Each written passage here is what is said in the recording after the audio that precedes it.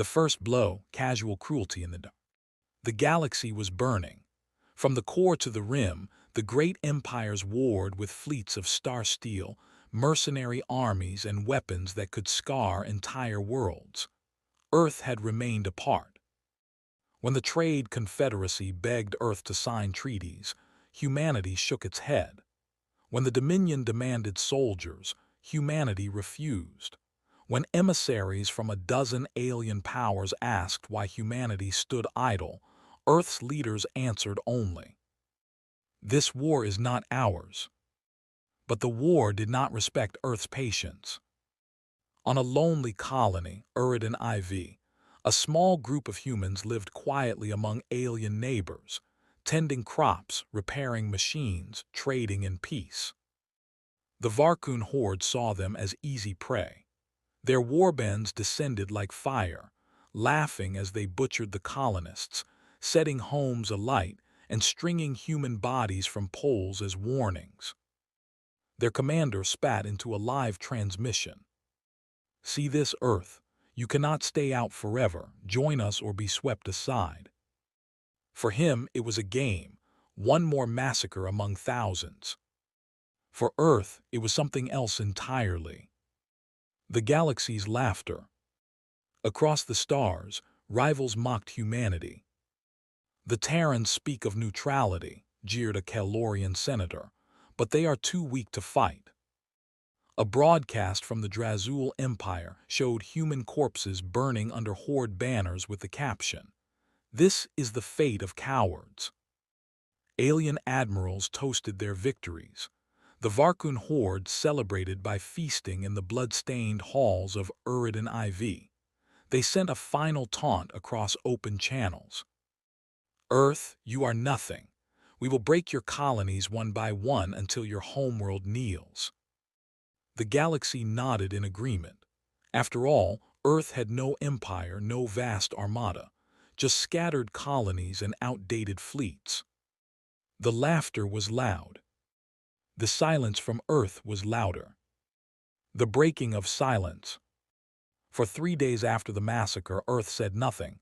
No denunciations, no retaliation, no speeches. Then on the 4th day, transmissions began. Not to the galaxy, but to every human colony, every orbital station, every deep space mining fleet. A single directive, repeated in every tongue, carried by encrypted quantum bursts. Mobilize. In the black void near Jupiter, shipyards that had been quiet for decades lit up. Docks split open as massive hulls stirred, dreadnoughts rising like mountains with their cores burning white. Mars bled fire as silos opened, lifting weapons that had been sealed beneath its soil for generations. Orbital towers on Earth's moon awakened, their spires humming with energy older than the war itself. The stars near Sol trembled as fleets emerged, carriers the size of cities, escorted by wings of ships bristling with weapons. Ships no alien had seen before. Ships no alien had imagined. On every frequency, across every relay, the galaxy heard a voice at last. Uridan IV was humanity's last warning. You spilled our blood, now we answer. The mustering of wrath. The horde laughed no longer. Their forward scouts reported entire Terran fleets burning space clean, each engagement leaving behind only silence and wreckage. The galaxy looked on in disbelief as Earth unleashed what it had hidden. Dreadnoughts whose main guns cracked moons in half. Black fleets, silent formations that warped gravity and snuffed stars. Legions of soldiers in armor that turned them into walking storms. Alien generals who had once dismissed Earth scrambled to analyze their tactics, but there was no strategy that explained it. Human fleets moved with uncanny unity. Their ships vanished into dark space, reappearing behind enemy lines, carving apart armadas that outnumbered them 3-1. The question whispered in council halls was the same.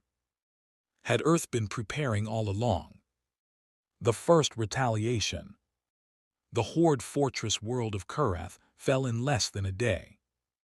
The Varkun lined their defenses with planetary shields, fortress guns, and orbital mines. They boasted it could never fall. Then the humans arrived. The sky above Kurath turned black as human fleets emerged, blotting out the stars. The first strike came not from weapons, but from silence, every alien comm channel filled with a cold human voice. For Uridan.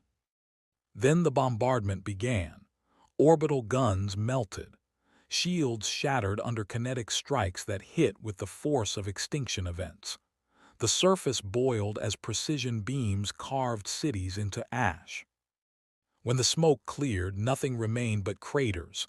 Not occupation, not conquest, only ruin. The March of Fire. Across the galaxy, the pattern repeated. Horde fleets tried to stand. They were obliterated. They tried to flee. They were hunted down.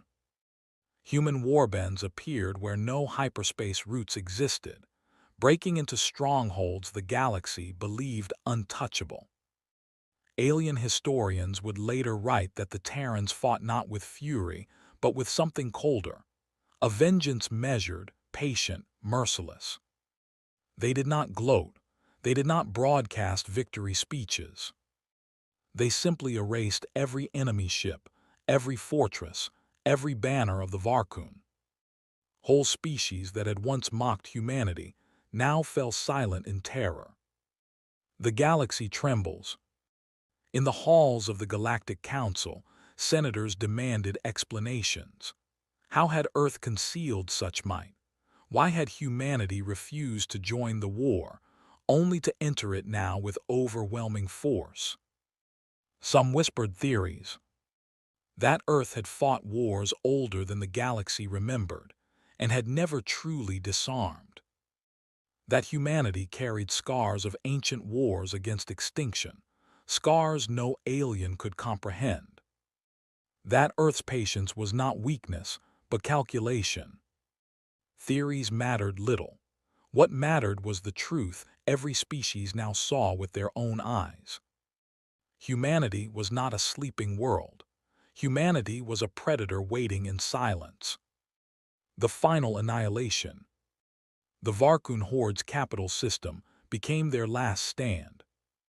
They filled the skies with fleets, chained slave armies to their war machines, and swore they would make humanity pay in blood. The humans answered without words. The largest Terran fleet ever seen descended. Entire sectors of space glowed as their engines ignited. From orbit, their shadows fell across the Horde homeworld like a second night. The battle was not a battle, it was an ending. Horde ships cracked like glass under barrages that turned space into burning storms. Their planetary guns never fired, disabled in a single coordinated strike that blinded their command systems. The humans did not invade, they did not capture. They leveled the Horde capital until it was nothing but dust scattered across its star. A people who once boasted they were the scourge of the galaxy vanished in hours. The silence after. When it was over, Earth spoke only once more. To every power, every empire, every species. We asked for peace, you answered with blood. Now you understand, never provoke Earth again. And then silence. Human fleets withdrew, vanishing into the black as swiftly as they had come. They did not claim territory. They did not occupy conquered worlds. They simply left ruin behind. The galaxy was left trembling. Empires that had once laughed at humanity now whispered in fear. Children were taught never to mock a Terran. Admirals redrew their star charts, marking Sol as a system never to be crossed. And in the ruins of the Horde, survivors whispered what would become a legend spoken in 100 alien tongues. Human patience is vast, but their vengeance is infinite.